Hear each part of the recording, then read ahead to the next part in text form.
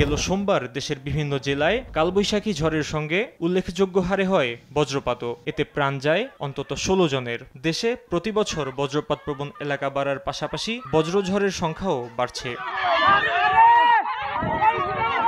বজ্রপাতে মৃত্যুরোধে আবহাওয়াবিদরা জোর দিচ্ছেন সম্মিলিত সচেতনতায়। বজ্রধ্বনি শুনবেন যখন, ঘরে যাবেন তখন, এ প্রতিবাদে সচেতনতা বৃদ্ধির তাগিদ দেন তারা।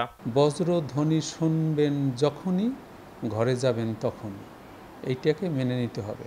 ২ নম্বরে খোলা মাঠে থাকা যাবে না। ৩ নম্বরে বড় গাছের নিচে দাঁড়ানো যাবে না।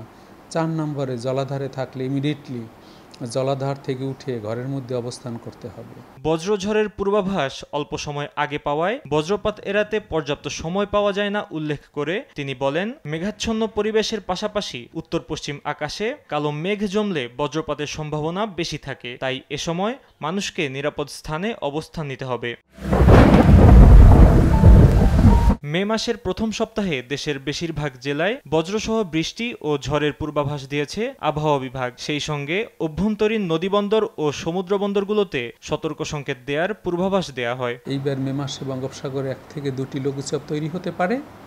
এই লঘুচাপগুলোর মধ্যে কোনোটি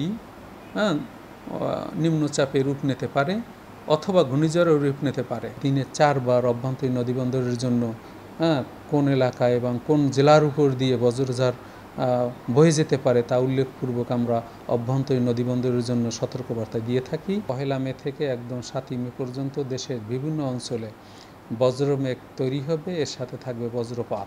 এছাড়া মে মাসের মাঝামাঝি সময়ে তীব্র থেকে মাঝারি তাপপ্রবাহ থাকতে পারে বলেও পূর্বাভাস দেন এ আবহাওয়াবিদ। মে মাসেও আমরা আশঙ্কা করছি যে আমরা তাপপ্রবাহ পাবো, কখনো কখনো মৃদু থেকে মাঝারি ধরনের তাপপ্রবাহ বা তীব্র তাপপ্রবাহেরও অতীত রেকর্ড এই মে মাসেই রয়েছে। বিশেষজ্ঞদের মতে, দুর্যোগ ব্যবস্থাপনা মন্ত্রণালয়ের কার্যকর পদক্ষেপের পাশাপাশি আবহাওয়া সম্পর্কে জনসচেতনতাই পারে বজ্রপাতে প্রাণহানি কমাতে।